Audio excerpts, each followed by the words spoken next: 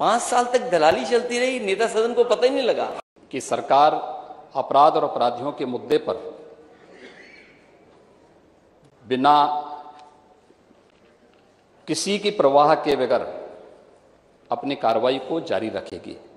मैं ये सरकार से जानना चाहता हूं, जीरो टॉलरेंस की पॉलिसी में कब महिलाओं पर घटना होना बंद होंगी? ये भारतीय जनता पार्टी की सरकार है।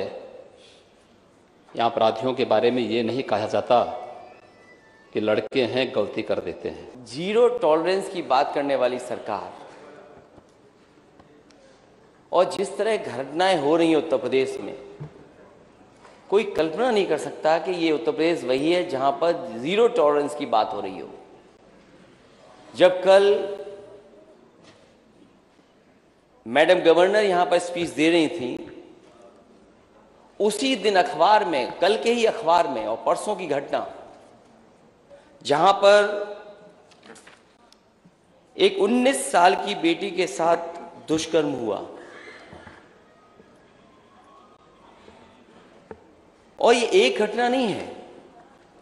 अगर हम घटनाओं को देखें और आंकड़ों को देखें, मैं माननीय अध्यक्ष आपके माध्यम से सरकार से कहूंगा, कम से कम सरकार इस पर साफ कहे कि जो जीरो टॉलरेंस की बात कर रही हो और जो सबसे ज्यादा अपने आप को प्रचार में इस बात के लिए प्रचार कर रही हो कि वो सबसे ज्यादा संवेदनशील है महिलाओं को लेकर के, बेटियों को लेकर के, लड़कियों को लेकर के। लेकिन अगर हम देश के और उत्तर प्रदेश के आंकड़े देखें तो महिला अपराधों में यूपी सबसे आगे है। अगर ये आंकड़े सरकार नहीं मानती है तो सरकार ये बताए कि सरकार के पास जो सिस्टम है डायल 100, जिसको डायल 112 कर दिया है, उसके आंकड़े क्या कहते हैं। 1090 जो बना था सुरक्षा के लिए, उसके आंकड़े क्या कहते हैं। नेता सदन ने कहा, जब शिकायतें की गई सरकार की, अधिकारियों की शिकायतें जब हुई, तो नेता सदन ने कहा कि आप लोग दलाली छोड़ दो, अधिकारियों को मैं सुधार दूंगा। मैं अपने नेता सदन का बहुत धन्यवाद देता हूं। 5 साल तक दलाली चलती रही, नेता सदन को पता ही नहीं लगा।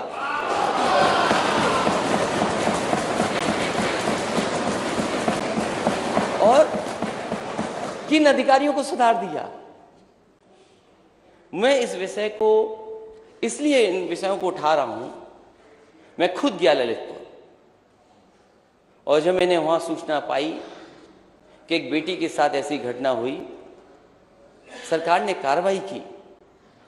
लेकिन क्या सरकार ये बताएगी कि घटना होने के बाद जीरो टॉलरेंस है?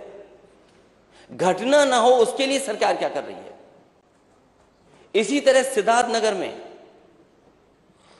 क्योंकि पुलिस को खुली छूट मिली हुई है, सिद्धार्थनगर में घर में जाकर के पुलिस पकड़ने की कोशिश करती, नहीं पकड़ पाती है, या मां उसको छुटवाने आती, मां को गोली मार दी जाती, और उस घटना को क्या रूप दे दिया गया,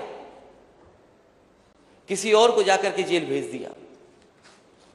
सच्चाई जनता जानती है, लेकिन सरकार और प्रशासन जब अपराधियों के साथ खड़ा हो जाएगा, जो घटना कर रहे हैं उनके साथ खड़ा हो जाएगा, तो न्याय कैसे मिलेगा? चंदौली की उस बेटी की जो रो रो करके कह रही थी, पुलिस दबिश करने आई थी। क्या दबंगई करने जाती है कि दबिश के लिए जाती है पुलिस? उसकी व्यवस्था है, सिस्टम है। आप कैसे जाएंगे घर में? ये किसने छूट दी है?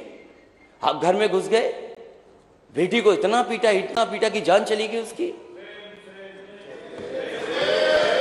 और ये बात मैं नहीं कहता हूं, और आज के जमाने में जब आप डिजिटलाइज कर रहे हो सब चीजों को, हर चीज को आप इंटरनेट से जोड़ रहे हैं, क्या आपने नहीं सुना? माननीय सदस्य जितने भी हैं सबने सुना होगा कि वो बहन क्या कह रही थी। उसकी बहन कह रही थी कि पुलिस ने इतना पीटा कि जान चली गई। उसके बाद पुलिस उसकी झूठी कहानी बनाने के लिए फांसी से लटकाना चाहती थी। ये घटनाएं होंगी उत्तर प्रदेश में। अपराध किसी भी प्रकार का हो, वह अक्षम्य है, और खासतौर पर महिला संबंधी अपराध के मुद्दे पर सरकार पूरी गंभीरता के साथ अपराधियों के खिलाफ कठोरतापूर्वक कार्रवाई कर रही है। ये भारतीय जनता पार्टी की सरकार है। यहाँ अपराधियों के बारे में ये नहीं कहा जाता कि लड़के हैं गलती कर देते हैं।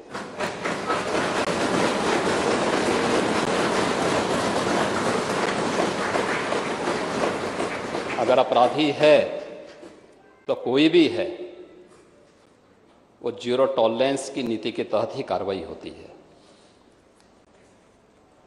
और नेता प्रतिपक्ष इस बात को अच्छी तरह जानते भी हैं, समझते भी हैं, उन्होंने स्वीकार भी किया है कि कार्रवाई हुई भी है।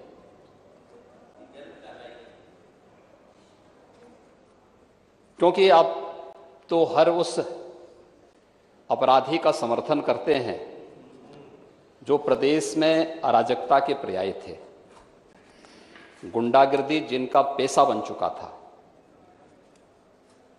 विगत 5 वर्ष के अंदर प्रदेश के अंदर कानून व्यवस्था और सुरक्षा के बेहतर माहौल ने ही इस सरकार को फिर से व्यापक जन समर्थन दिया। प्रत्यक्षम किम प्रमाणम, प्रत्यक्ष को किसी प्रमाण की आवश्यकता नहीं होती है। ये चुने गए माननीय सदस्य इस बात के प्रमाण हैं कि जनता ने इन्हें समर्थन दिया है और आधी आबादी ने जिस भाव के साथ समर्थन दिया है वह अभिनंदनीय है। मैं उनको सैल्यूट करता हूं।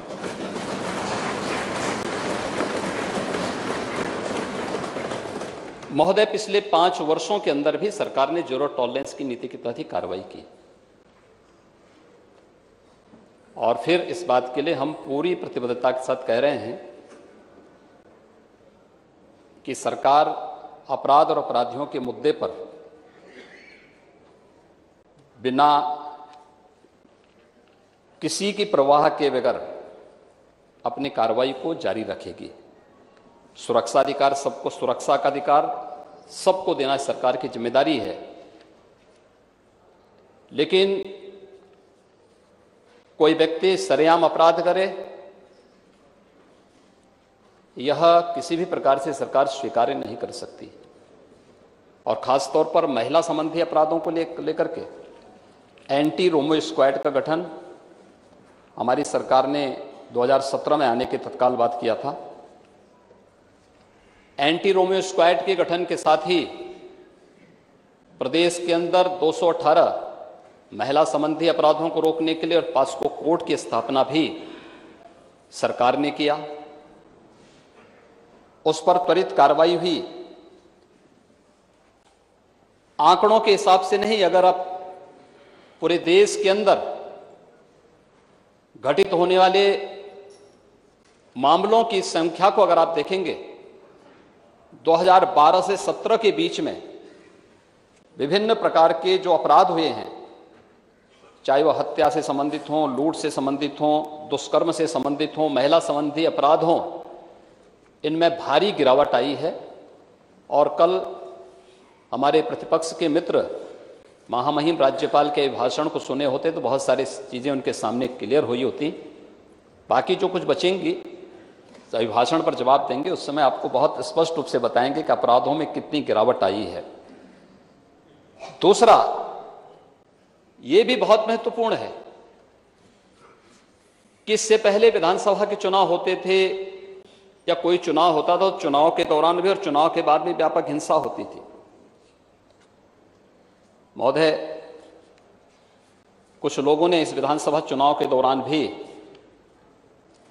या चुनाव संपन्न हुए उसके बाद कुछ हरकत की थी, लेकिन उस हरकत को कुछ ही घंटों में हम लोगों ने कंट्रोल भी किया, यूपी पुलिस ने कंट्रोल भी किया है। बहुत सारे लोगों ने गर्मी दिखाने का प्रयास भी किया, तो गर्मी भी शांत हो रही है, बहुत अच्छे ढंग से हो रही है। हमसे जुड़े रहने के लिए हमारे YouTube चैनल को सब्सक्राइब करें और नई वीडियो की नोटिफिकेशन के लिए बेल आइकॉन को दबाएं। अगर आप ये वीडियो Facebook पर देख रहे हैं तो लाइक जरूर करें और ज्यादा से ज्यादा शेयर करें। धन्यवाद।